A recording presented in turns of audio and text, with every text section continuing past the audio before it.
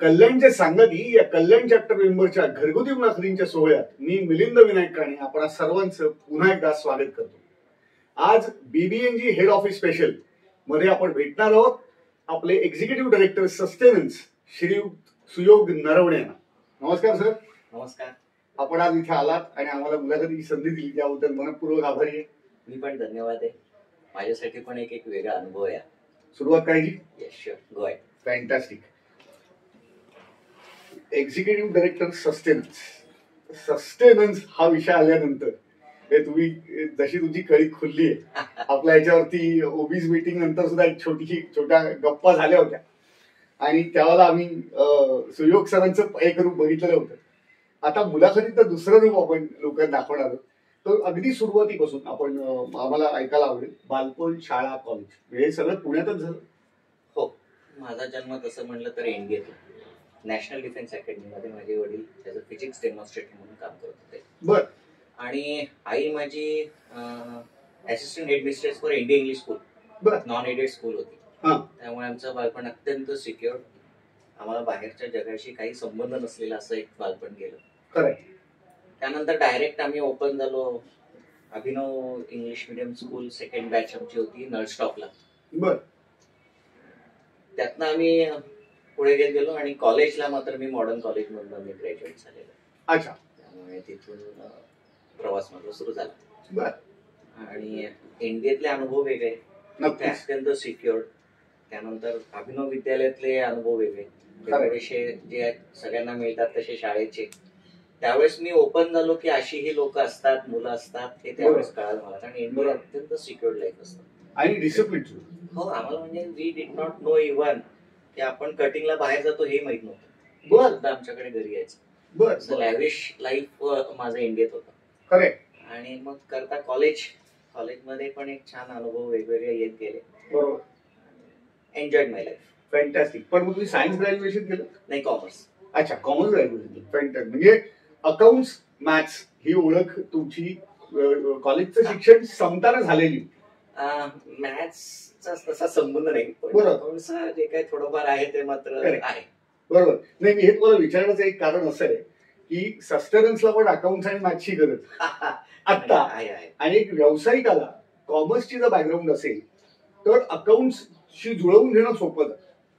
कारण शेवटी आपण व्यवसाय करताना फायदा तोटा ही जी गणितं मांडतो तिथं कॉमर्स बॅकग्राऊंडचा फायदा होतो. म्हणून 100% आपल्या आयुष्याचा, नक्कीच ऑर्गनायझेशनचा, बरोबर, सगळ्याचं बॅलन्स शीट लागतं. ऍब्सोल्युटली. प्रश्न नाही. बॅलन्स शीट छान असेल आणि पॉझिटिव्ह असेल, बरोबर, तर आयुष्यात कधी काही प्रॉब्लेम येत नाही.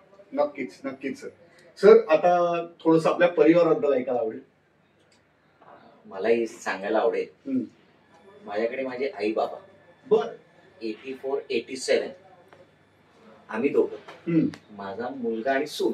वा, क्या बात. एका घरात 3 पिढ्या राहतात. हम साथ साथ है. सुंदर. एका घरात 3 पिढ्या हा पण एक सक्सेस आहे, नाही का, आजकालच्या जगात जर आपण बघितलं. नक्कीच नक्कीच. प्रश्न. माझा मुलगा सून दोघेही काम करतात. तेही व्यावसायिक आहे? नाही, आता येणार आहे. फिक्स आहे मला जॉईन होणार आहे. बर बर. आता ते एन्जॉय करतायत. त्यांना थोडा वेळ दिलेला आहे. बरोबर. आणि they are going to join me. माझे 2 व्हर्टिकल मध्ये मी काम करतो. ऍक्च्युली माझं एक बिझनेस आहे, तो आहे इंडस्ट्रियल गॅस, जो बटर म्हणून, ब्रेड म्हणून मी ट्रीट करतो. मी इंडस्ट्रियल गॅसचा डीलर आहे आणि वॉटरप्रूफिंग हे बटर आहे. त्यामुळे ब्रेड आणि बटरची संगत लागते आणि त्यामुळे आम्ही दोघेही बिझनेस मध्ये. माझी मिसेस तो एक मेल डॉमिनेटेड बिझनेस आहे इंडस्ट्रियल गॅस ऍक्च्युली.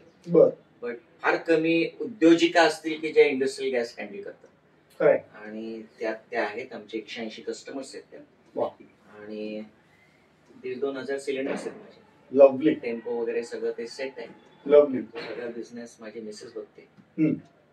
आमचे आई वडील पण रिटायर्ड आहेत आणि सून पण नोकरीला आहे वेअरहाऊस मध्ये. त्यामुळे एक वेगळी केमिस्ट्री तुम्हाला आमच्याकडे 3 पिढ्यांची बघायला मिळते. ग्रेट. प्रश्नच येत नाही. पण आई वडील व्यावसायिक होते का? फर्स्ट जनरेशन आमचा प्रकार तुम्ही? नाही, फर्स्ट. म्हणजे आता तुमचा मुलगा तुम्हाला जॉईन करेल, मुलगा, so they are going to be second generation. आणि हे अतिशय मोठं यश आहे, प्रश्नच येत नाही. सुरेख.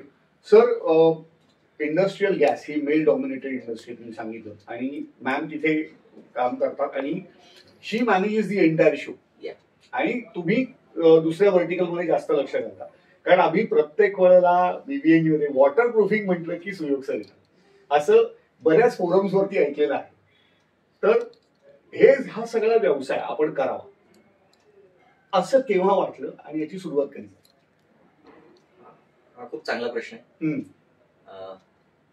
एक होतं की मी अभ्यासात कधी पुढे नव्हतो. बर. बॅक बेंचर असल्यामुळे माझ्या डोक्यात एवढं फिक्स होतं, जर पैसे कमवायचे असेल तर बिझनेस मध्ये यावं लागेल. बरोबर, अगदी नक्कीच. ते वयाच्या 13व्या वर्षी मला माहिती होतं.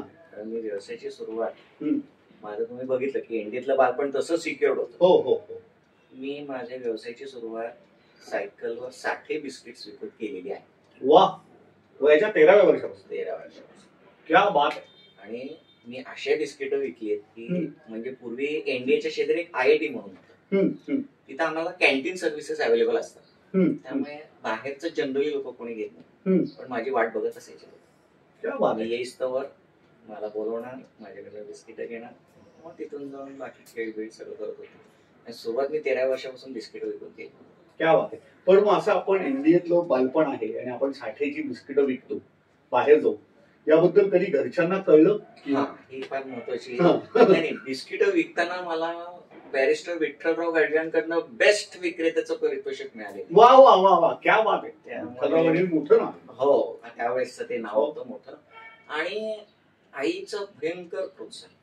हो हो, म्हणजे बिझनेस करायचा असतो. बर. तिने मला अट अशी घातली होती की मी जे काय ड्रेस साड्या घेईन ते तुझ्या फक्त कमाईत नाही. वा वा. मग मी ती कमाई करायचो आणि मग त्यातनं मी, त्यामुळे तो एक वेगळा इमोशनल पोटंट आमचा चांगला, तुम्ही जो आता 3 पिढ्यांचं बघताय ना, त्याची विजत इथं रोवली गेली. नक्कीच. प्रश्न we were very much open for business. आई वडिलांना पण बिंग फ्रॉम एनडीए ना, ते थोडंसं कॉस्मोपॉलिटन कल्चर होतं आणि तिथे आम्ही बघितलेलं आहे की ऍक्च्युअल कोण शॉट मारतं तर बिझनेस वाला. बरोबर. तिथं कुणी किती मोठं जरी असेल ना तरी बिझनेसच्या समोर सगळं थिटं पडतं आणि कमवताना लोक बघतो आपण. बरोबर. आणि माझं जडणघडण अगरवाल आणि या मारवाड्या लोकांमध्ये झाल्यामुळे, ते माझे क्लासमेट्स असल्यामुळे थोडीशी वाढ असं business was in my genes असं मला वाटतं. जीन्स नाही म्हणता येणार म्हणजे, पण मला तिथून सुरुवात झाली. आणि आईचं भयंकर प्रोत्साहन होतं या गोष्टी. पण वैचारिक संस्कार या लोकांच्या सगळीकडे वाढल्यामुळे झाला असावा असं निश्चित म्हणता येईल. हो, म्हणजे बिझनेस ऍक्टिव्ह फार लहान वय तुमच्याकडे आलं.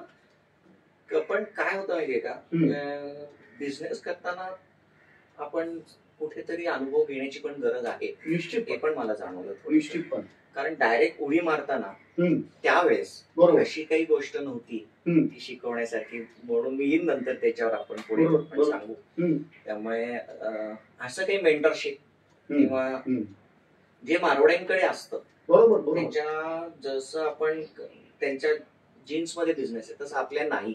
नक्कीच. त्यामुळे मग थोडासा मला परिश्रम वेगळे करावे लागले. बरोबर. आणि आमच्या पिढ्यात आपल्याला काही माहित नसल्यामुळे, सगळे नोकरदार असल्यामुळे तो बिझनेसच्या गोष्टी निटीग्रिटी शिकायला जरा वेळ लागला. नक्कीच, डेफिनेटली. पण आज तुम्ही एवढे यशस्वी व्यावसायिक आहात, 2 अशा सेक्टरमध्ये काम करताय की या सेक्टरमध्ये काम करत असं ट्रेडिशनली अशा सेक्टरकडे कोणी जात नाही व्यावसायिक. आणि त्यात परत ब्राह्मण नोकरी करायची न करता 13व्या वर्षापासून व्यवसाय. म्हणजे काही दिवस नोकरी केलेली नाही. अप्रतिम. म्हणजे सर खरोखर इन्स्पिरेशनल आहे आणि खूप मजा येते. व्यावसायिक अडचणी या निश्चितच व्यवसायाच्या भाग असतात. बरोबर आहे.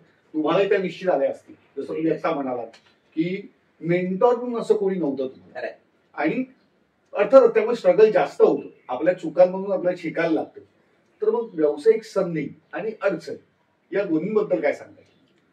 खूप मोठा विषय आहे. खूप सुंदर प्रश्न विचारला. फार कमी लोकांना माहिती असेल. मी 18व्या वर्षी दुकान टाकलं. बर, क्या बात आहे. आणि माझ्या डोक्यात असं होतं फ्रॉम पिन टू पियान अशा गोष्टी विकायच्या. माझ्या डोक्यात फिक्स होतं की एक असं पाहिजे की तिथं तुम्हाला टाचणी पण मिळाली पाहिजे आणि पियानो पण मिळाला पाहिजे. या लेवलचा आपल्याला बिझनेस उघडायचा आहे, माझ्या डोक्यात फिक्स होतं. क्या बात. त्यानिमित्ताने मी 18व्या वर्षी दुकान टाकलं. त्यावेळेसचा काळ काही माहिती नसतं आपल्याला. तर एकाने म्हणलं, अरे हे चोक बिक ठेव. चोक म्हणजे इलेक्ट्रिकल चोक्स आणि ट्यूबलाइट्स ठेवला मी. आणि एक माणूस आला समोर, मला अरे तुझ्याकडे ट्यूबलाइट दिसत आहेत, मला मिळतील का चोक? म्हटलं ठीक आहे घ्या. काय कॉस्ट बेस सांगितली आणि चांगले तुझे चोक, जरा येतो का ग्रामपंचायत? जातो. तिथं भाऊसाहेब म्हणजे पुरी ग्रामपंचायत होती ना. बरोबर. काय रे म्हणलं असं असं आहे, भाऊसाहेब माझ्याशी बोलायला. वय वर्ष 18. We did not know anything in that. साधारण कधीच आपण म्हटलं साल 89. बापरे, 35 वर्ष. 88-89. त्यांनी मला सांगितलं, नरवणे तुम्ही मला सगळे आधीच माझे 18 वय होतं, मला सप्लाय करणार का? पण एक बिझनेस मध्ये लागते ती गोष्ट, म्हणजे हो म्हणायचं तिथे. करणार म्हणलं ठीक आहे, 3 कोटेशन घेऊन ये म्हणलं. आता सोपं आहे 3 कोटेशन. त्याच 3 कोटेशन 18 वर्षाच्या मुलाला जस्ट बाहेर पडलेला कळलंच नाही मला काय. पण मी तिथून हो म्हणून कॉन्फिडेंटली बाहेर पडलो. म्हटलं बाकी का बाद में देखा जाएगा. माझ्या शेजारला जाऊन विचारलं, अरे 3 कोटेशन, सगळ्यात कमीत कमी कोटेशन तुझं पाहिजे मला समज. बाकी सगळं जुगाड गेले आणि ते कोटेशन पास करून घेतलं. सरकार कुठलंही आलं तरी 15 वर्ष सत्ता माझीच होती. वा, क्या बात आहे. कितीही ट्यूबलाइट्स, इलेक्ट्रिसिटी माझ्याशिवाय एक काही ट्यूबलाइट बाहेर येत नव्हतं. सुरेख. सरकार बदलली तरी सरकार कोणतंही येऊ दे, सिक्का तो अपना ही करेल. वा वा, सुरेख. ह्या काही गोष्टी शिकल्या. त्याच्याच अनुषंगाने काही प्रॉब्लेम्स कसे येतात तेही सांगतो. काही लोक, for you to have a successful business, in fact you should concentrate on the team rather than targets. Absolutely agree. Target हे पाहिजेच, बरोबर, पण तुमची जेवढी टीम चांगली तेवढा तुमचा बिझनेस चांगला. नक्कीच. तुम्ही कुठलंही ऑर्गनायझेशन बघा, कुठलाही बिझनेस बघा, बरोबर, तुम्ही कधी सक्सेस आहे, डाऊन द लाईन तुम्ही सक्सेस असाल ना, तुमची लोक जर तुम्ही असेल तर तुम्हाला मिळतात. बरोबर. मला काही वाईट प्रसंगाला समोर जावं लागलं. मला लोक फसवणारे खूप भेटले. बरोबर.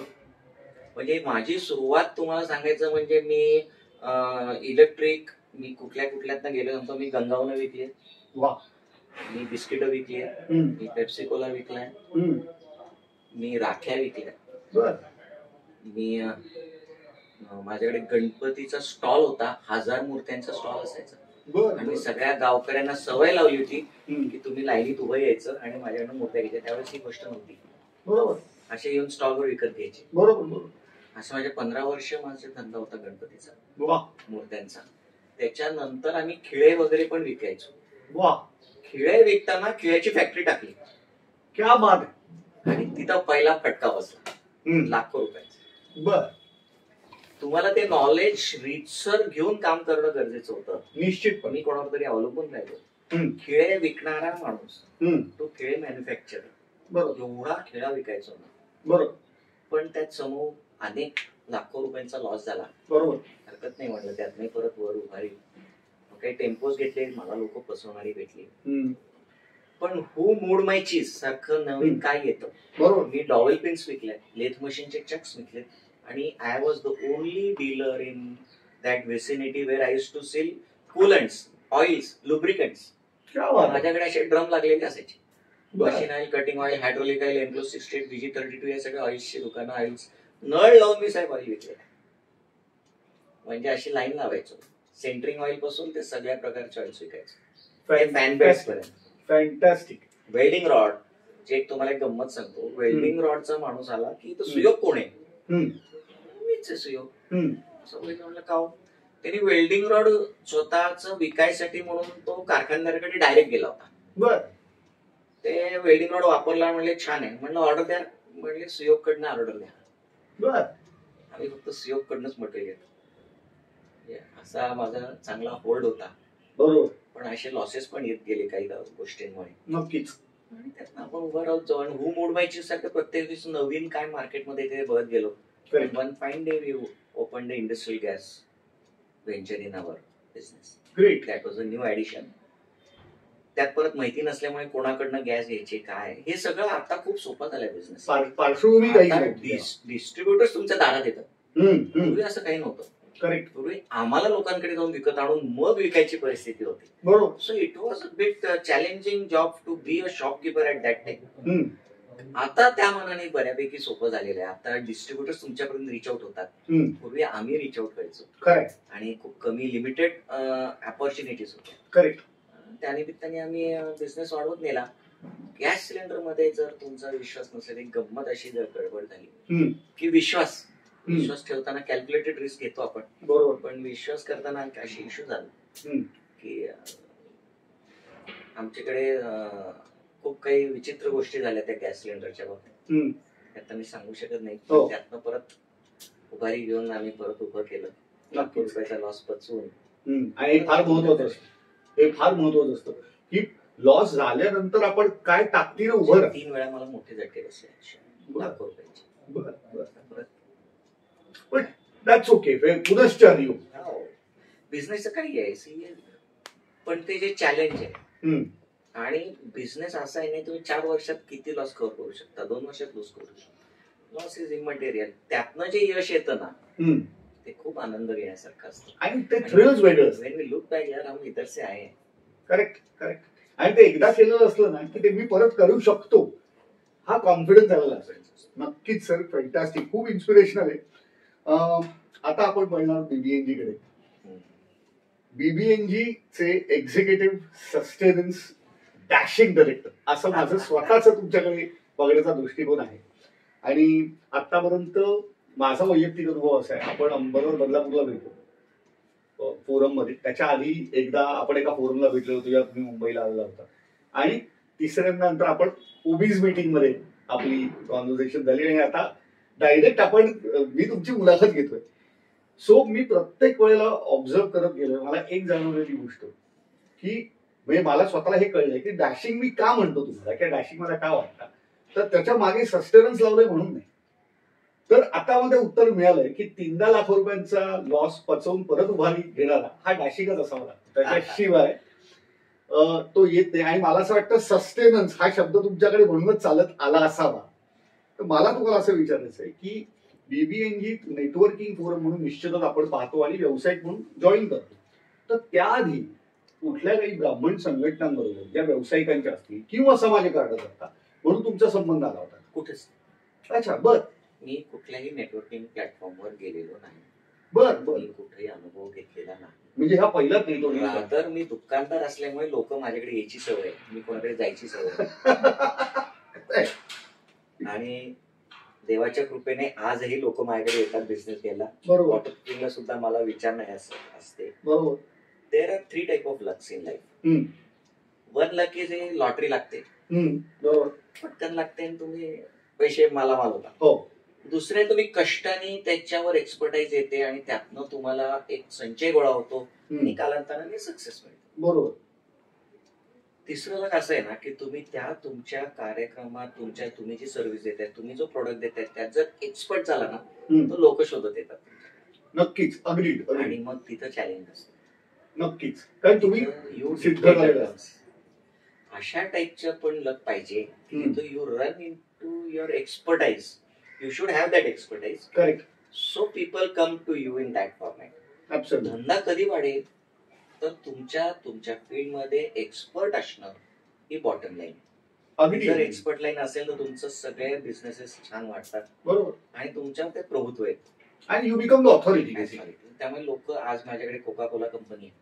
आता माझं काम चालू आहे खेड, तर कोका कोला आहे. सुझलॉन बरोबर आज यायचं उशीरच त्याच्या कारण सुझलॉन बरोबरची बैठक होती, अचानक ठरल्यामुळे. सुझलॉनचं काम चालू आहे, स्कॉन प्रोजेक्टचं चालू आहे. तर माझे आता आले तर इथं उसटणे फाट्यापाशी मी आता थांबलो. म्हणलं मी माझ्या माणसाला सुपरवायझरला फोन केला, अरे जिथं आपलं काम चालू आहे त्याच्याच फॅक्टरीवर न येतोय मी. तर अशा ठिकाणी आम्ही काम करतो. डिलिव्हरीचं काम केलंय.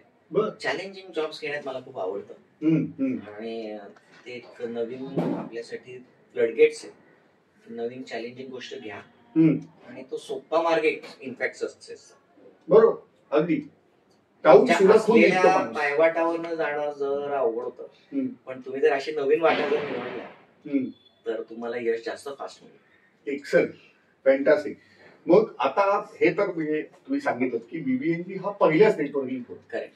त्याच्यापूर्वी ब्राह्मण संघटनांची सुद्धा कुठल्याही प्रकारे नातं संबंध नाही. मग बीबीएनजीत येणं ते आता एक्झिक्युटिव्ह डायरेक्टर्स असते हा प्रवास निश्चितपणे ठराविक असणार आहे, तो आम्हाला ऐकायला. सगळ्यांसारखं जे सगळ्या मेंबर्सला वाटतं ते मलाही वाटलं होतं. Y BBNG. करेक्ट.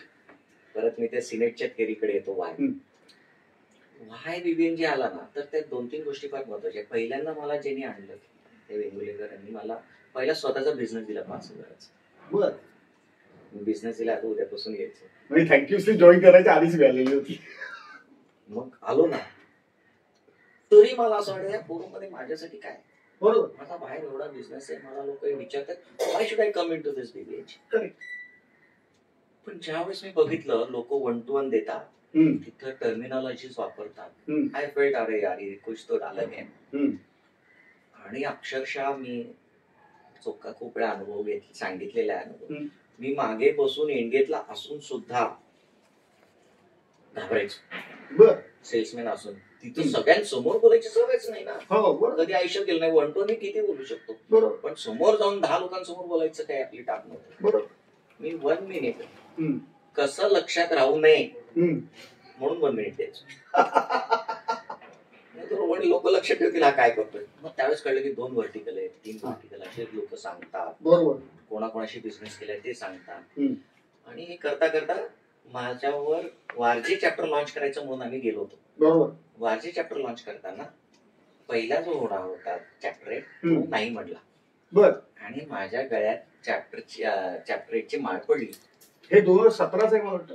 18 नाही 18 सुद्धा डिसेंबर जवळपास 19.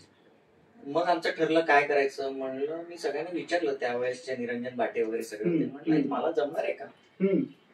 तुलाच हे छान जमलं. वा क्या बात. मग मी गेलो. त्यावेळेस आपल्याकडे पीपीटी नव्हती. BBNG is also evolving. Correct. Absolutely. त्यावेळेस आम्ही पीपीटी जे काय बोलायचो तर मला समूह असं वाटलं की आपण अशी सुरुवात करण्यापेक्षा थोडी वेगळी सुरुवात करूया का. बरोबर. आणि मग ती सुरुवात होत गेली. चॅप्टर 8 चांगलं सक्सेस झालं आमचं. चॅप्टर 8 मधनं आमच्याकडे 76 मेंबर्स 2019 साली होते. वारजे चॅप्टर. आणि तो पहिला चॅप्टर. त्यानंतर आम्ही ऑन लॉन्च केलं. मग डीसी केलं. डीसी झाल्यावर त्यावेळेस मला पण since I work as a chapter 8 ना I know what were the problems chapter 8 were facing. Correct. And how should we go ahead. बरोबर. खालून वरती आल्यामुळे खाली तळाला काय प्रॉब्लेम होतात हे माहिती होतं. डीसी होताना मी बाकीच्यांना सांगितलं होतं अशा गोष्टी व्हायला पाहिजे. बरोबर. मग ते मी अजूनही पाळायचा प्रयत्न करतो. कधी कधी माझ्याकडनं चुका होत असतील पण मी या पाळतो. आणि मग आरडी आणि मग कॅप्टन परिवर्तनचं that was a changing movement. 2020 Pune. या chapter 8 was totally mesmerising, changing. आपण दृष्टीच्या पलीकडे जाऊन आपल्या स्वतःमध्ये डेव्हलपमेंट होते.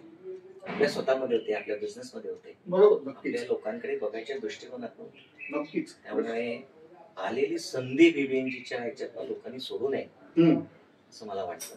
बरोबर. कारण तुमचीच नाही तुमची पर्सनॅलिटी डेव्हलपमेंट वेगळी होते. नक्कीच. तुम्ही to solve the problem also you have many views isn't it. तर त्यातनं माझा बिझनेस ऑटो पायलट मोडवर गेला. त्यामुळे हे फार महत्वाचं. कारण कॅप्टनशिप करताना बराच वेळ द्यावा लागायचा. बरोबर. मग माझा बिझनेस हॅम्पर होत होता. बरोबर. So I made a system over there. बरोबर. बिझनेस चालू झाला. So out of compulsion sometimes it's always a boon in disguise म्हणतो आपण. तसं एक चेंज माय परसेप्शन आणि माझा बिझनेस मी ऑटो पायलट मोडवर नेऊ शकलो. ग्रेट. आणि मग त्यानंतर आम्ही छान मला टीम चांगली मिळाली. लोकांनी म्हणतो टीम फार महत्वाची असते. नक्कीच. टीमने चांगलं काम केलं. टीम चांगलं काम केलं की यश मला मिळतच. बरोबर. अशी परिस्थिती आहे. त्यामुळे तसं यश मिळत गेलं. आणि पहिला 767 लोक त्यावेळेस कॉन्फरन्सला होते. Parivartan. That was the first time we had a conference in 5 star hotel. Correct. ऑर्किडला होती. हॉटेल ऑर्किडला होती. आणि त्यावेळेस स्पॉन्सरशिपला जाताना बरोबर आपल्यात आता आपण जसं यांच्याशी बोलतो तसं म्हणजे नवीन चितळ्यांशी बोलता. मग केदार चितळेकडे जाताना काय प्रिपरेशन पाहिजे आपली. बरोबर. मग how our presentation should be, how BBNG, what we are going, what is the ROI, या सगळ्याचा अभ्यास करत गेल्यामुळे आपल्यात ते प्रगती होत जाते. नक्कीच. त्यावेळेस आपण समोरच्याला फेस करणार आहे, त्यावेळेस आपण पण थोडासा अभ्यास करून जात असतो. बरोबर. आणि त्यानिमित्ताने मग मला सगळ्या लोकांमध्ये उठता बसता आलं, सगळे मोठ्या लोकांची कॉन्टॅक्ट करता आले. बीबीएनची देण आहे ना, आज मी या लोकांपर्यंत कसा पोहोचू शकलो असतो नाही तर. आज तुमच्यासमोर इंटरव्ह्यू देतोय ही सुद्धा बीबीएनची देण आहे. बरोबर. कोण माझ्यासाठी इंटरव्ह्यू देणार आहे? नक्कीच. मला एक विचारायचंय, दुसऱ्या कुठल्याही नेटवर्किंग प्लॅटफॉर्मला अशी कुठेही व्यवस्था नाहीये असं माझ्या ऐकिवात आहे. बरोबर. कारण मी जात नाही. इथं तुम्हाला ही आपली संस्था आहे, ही भावना घेऊन आपण जायला पाहिजे. बरोबर. तर मग तो सर्कल कम्प्लीट होतो. नक्कीच. आणि त्यातनं आपण चांगलं द्यायला पाहिजे. त्यामुळे या सगळ्या गोष्टी विचारात घेतल्या पाहिजेत आणि कॅप्टनचे जस्ट आउट ऑफ बॉक्स. बरोबर. माझ्यामध्ये कॅप्टन्सीनी रंग भरले. हो, खऱ्या अर्थाने. ते नुसतं माझ्यात नाही भरले, माझ्या टीममेट्स मध्ये भरले, माझ्या रिजनला भरले. आज तो रिजन जो 10 चॅप्टर दिसतोय, आता 11 होणार आहे, हे सगळं त्या बेस ऑफ परिवर्तन कॉन्फरन्स म्हणजे सगळी बीज तिकडे पेरली गेली.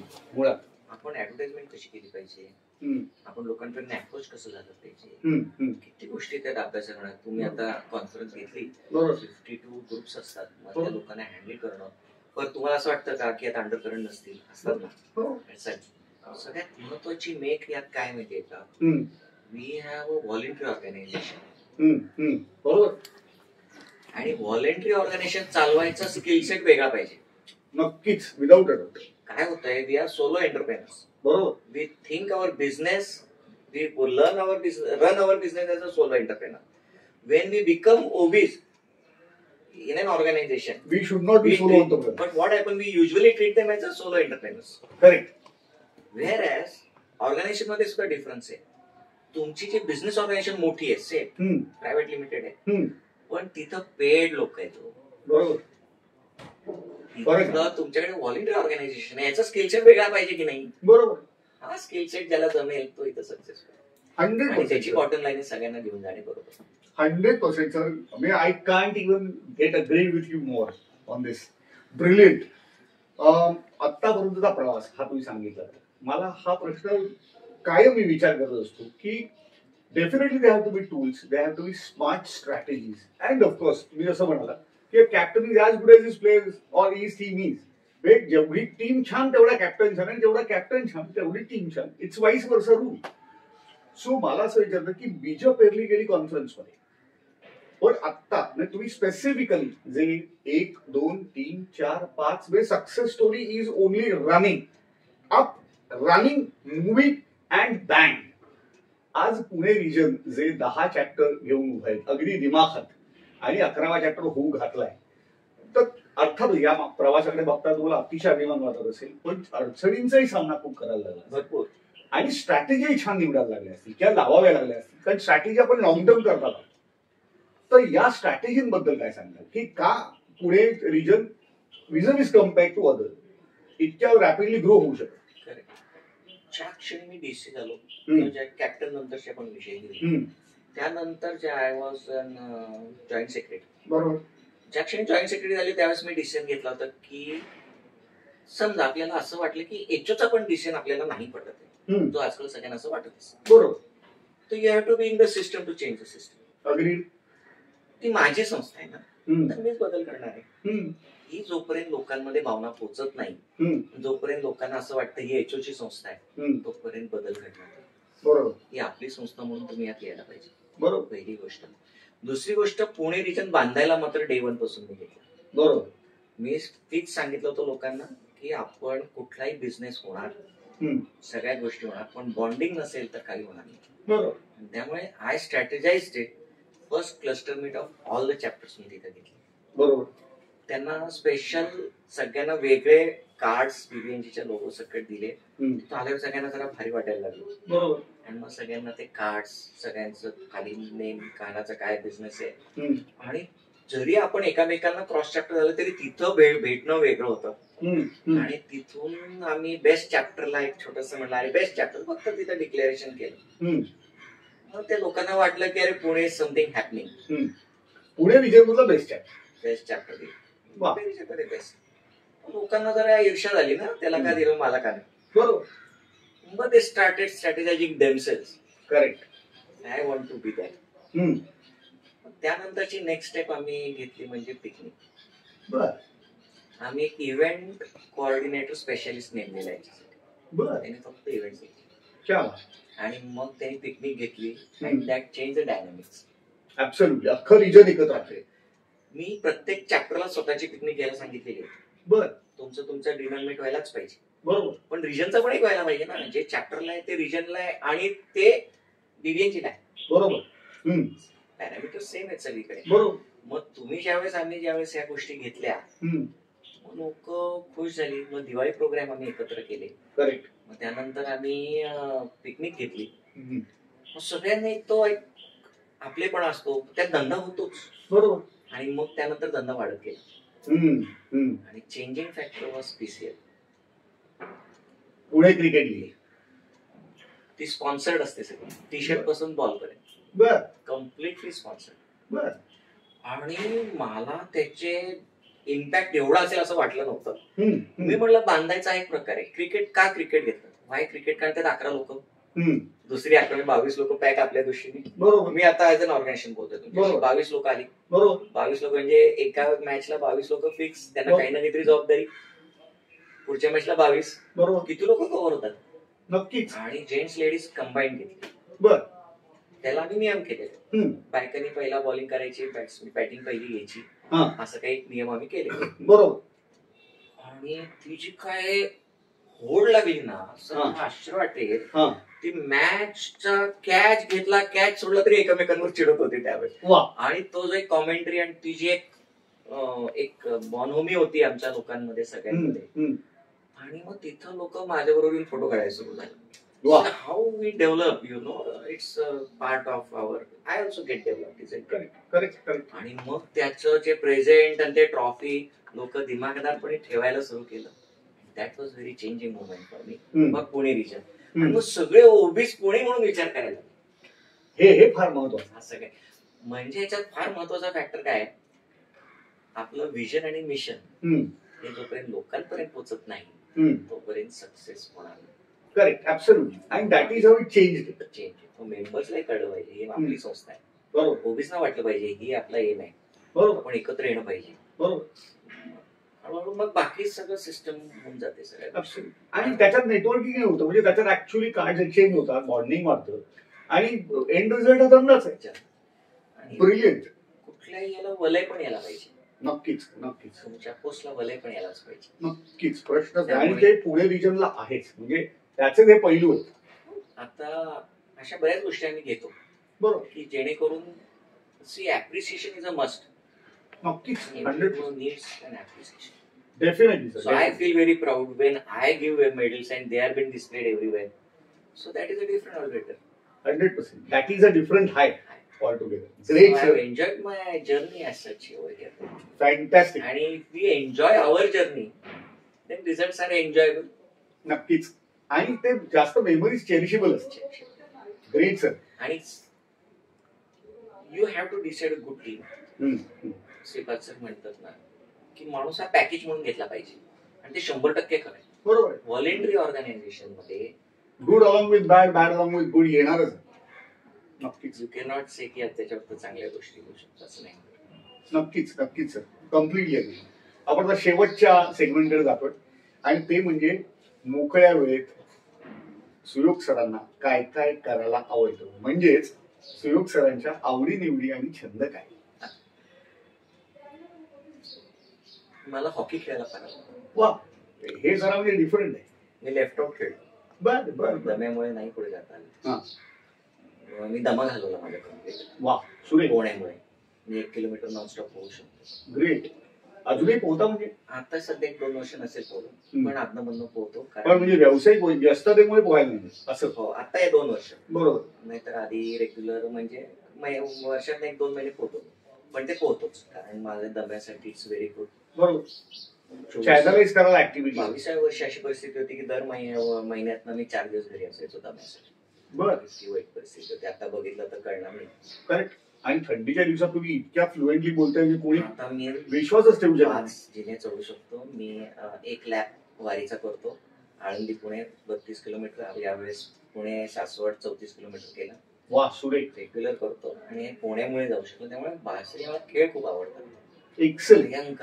म्हणजे आणि हॉकीचा फार माझा जिव्हाळ्याचा संबंध आहे. वाय हॉकी फेड and now Y hockey is at the stage, त्याचा खूप अभ्यास आहे माझा. ग्रेट. आणि हे जरा मला नॉन ट्रेडिशनल वाटलं, कारण भारतात क्रिकेट हा धर्म आहे खेळात, हॉकी आणि तुमचा हॉकी जिव्हाळ्याचा विषय. म्हणजे एकंदरीत मी एका वेगळ्या माणसाशी बोलतो हे पदोपदी जाणवत. Great sir. आपण अतिशय शेवटच्या सेगमेंटमध्ये आलो आहे. ती शेवटची सेगमेंट आहे रॅपिड फायर राऊंड. तर रॅपिड फायर राऊंड मध्ये मी तुम्हाला 10 प्रश्न विचारणार आहे, आणि त्या 10 प्रश्नांची तुम्हाला जी पहिली उत्तरं सुचतील ती तुम्हाला द्यायची. मित्रांनो, सरांची आपण अशाच गप्पा मारणार आहोत शेवटच्या भागात, आणि ती आहे रॅपिड फायर राऊंड. सुरुवात करूया. तयार सर? येस. एक्सलेंट. सुयोग नरवणे सध्याच्या व्यवसायात नसते तर काय करत असते? सध्याच्या व्यवसायात नसते तर काय करत असते? कुठेतरी साधी बँकेत नोकरी करत बसलो असतो. बँकेत नोकरी करत बसलो असतो. वा, म्हणजे आम्ही नुकलो नाही. बरं आहे. आजच्या व्यवसायात नेटवर्किंग फोरम लोक सोडून देतात, याचं सर्वात मोठं कारण आपल्याला काय वाटतं? कन्सिस्टन्सी.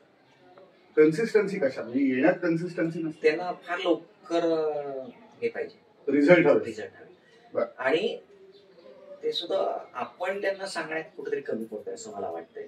आलेले रिझल्ट नाही मिळत. बरोबर. त्याच्यासाठी मशागत थोडी करावी लागते. बरोबर. आणि संयम. आणि संयम. पण networking is the next thing, आणि इथूनच धंदा होणार आहे. अगदी. ट्रस्टवर्दी जो आहे तो नेटवर्किंग प्लॅटफॉर्म. ऍब्सोल्युटली. प्रश्न 3, नेटवर्किंग फोरम लोक हा झालेला आहे. नेटवर्किंग फोरम जॉईन करण्याचं सर्वात मोठं कारण काय असलं? 2 आहेत का? सांगा. One should come for his kitchen and soul. Agree. Kitchen चाललं पाहिजे. बरोबर. Basic needs. आणि दुसरा आहे सोल. काय होतं किचन अँड सोल म्हटलं तर ब्रेन अँड हार्ट. जर ब्रेनने वेगळं काम केलं आणि तिथं हार्ट नसेल तर ब्रेनचे पैसे आपण हार्ट साठी खर्च करू. अग्री. आणि it will be waste of time. Absolutely. तर हे दोन्ही जिथं एक आहे ना तिथं success. Philosophical Suyog. PBNG join केल्यावर आजपर्यंत आपल्याला झालेला सर्वात मोठा फायदा कोणता? Executive director. क्या बात. जबरदस्त. मोकळ्या वेळेत व्यावसायिक वाढीसाठी एखाद्या व्यावसायिकाने काय करावं असं आपल्याला वाटतं? मोकळ्या वेळेत व्यावसायिक वाढीसाठी एखाद्या व्यावसायिकाने काय करावं असं आपल्याला वाटतं? आपण तन मन धन बिझनेस एवढाच विचार केला पाहिजे. बाकी कुठल्याही गोष्ट आली नाही पाहिजे. आणि त्या निमित्ताने आपण काय केलं पाहिजे, बिझनेस काय केला पाहिजे, कसा आपण वाढला पाहिजे, आणि सिस्टम्स इन प्लेस पाहिजे त्याच्यासाठी. म्हणून तुम्ही सिस्टम कशी डेव्हलप करता येईल तुमच्या बिझनेसमध्ये याच्यावर जास्त ऍक्च्युअली फोकस पाहिजे. बरोबर. System development is the key. Great. व्यावसायिक स्पर्धा आणि अडचणी यांचा सामना करण्यासाठी एका व्यावसायिकाकडे कोणते 2 गुण असायला हवेत? व्यावसायिक स्पर्धा आणि अडचणी यांचा सामना करण्यासाठी एका व्यावसायिकाकडे कोणते 2 गुण असायला हवेत? 2 पीस पाहिजे. Patience and perseverance. Great. Agree. Stress buster म्हणून सुयोग सर काय करतात? मोबाईलवर गेम खेळतो. वाह. आणि मला बातम्या बघायला भयंकर आवडतं. बर. जेवायला वेळ मिळाला नाही तर पटकन खाण्यासाठी म्हणून कोणताही पदार्थ आहे जो सुयोग सर प्रिफर करतात? चॉकलेट. हो, क्या बात आहे. असा कोणता छंद आहे जो सुयोग सर कधीही सोडणार नाही? सोडणार नाही. एक आवड गोष्ट आहे. आयडल बसणं पण मला खूप आवडतं. जर त्यात जर आपल्याला हे होत असेल तर why not to sit sometimes idle. ती एक वेगळी क्रिया आहे. आयडिया सेट करून बघा. It is very difficult. अगदी. त्यामुळे शांत बसणं सुद्धा एक गंमत आहे, पण ती एन्जॉय करता आली पाहिजे. नक्कीच. हा छंद सोडायला आवडणार. हो, मला असं शांत बसायला खूप आवडतं. ग्रेट. 10वा प्रश्न. एक सिनेमा जो सुयोग सर कधीही आणि कितीही वेळा पाहू शकतात? सरफरोश. वा. आमिर खान आवडतं? नाही. पण सरफरोश सिनेमा म्हणून आवडला. गुड. घरी भांडण किंवा वाद झालं तर पहिली गोष्ट जी सुयोग सर न चुकता करतात, रिॲक्शन देत नाही. We have to be responsive, not reactive. अगदी. So I don't give reactions immediately. आणि त्याच्या नंतरचा आणि शेवटचा प्रश्न, बीबीएनजी मेंबर्सना जर एक मेसेज जाता द्यायचा असेल तर तो काय सांगता? मेंबर्सना attend meeting regularly. That is the key of success. Absolutely. Absolutely. Thank you so much sir. तुम्ही 12च्या 12 प्रश्नांची अतिशय मोकळेपणाने उत्तर दिली आणि तुमच्याबरोबर बोलायला खूप मजा आली. तुम्ही आलात आणि आज वेळ दिला त्याबद्दल धन्यवाद. थँक्यू. मित्रांनो, आपण बोलत होतो सुयोग नरवणे यांच्याबरोबर आणि ही मुलाखत अशीच परत एकदा सुरू राहणार आहे. त्याकरता परत भेटू पुढल्या भागात. आज इथे थांबूया. तोपर्यंत काळजी घ्या. धन्यवाद.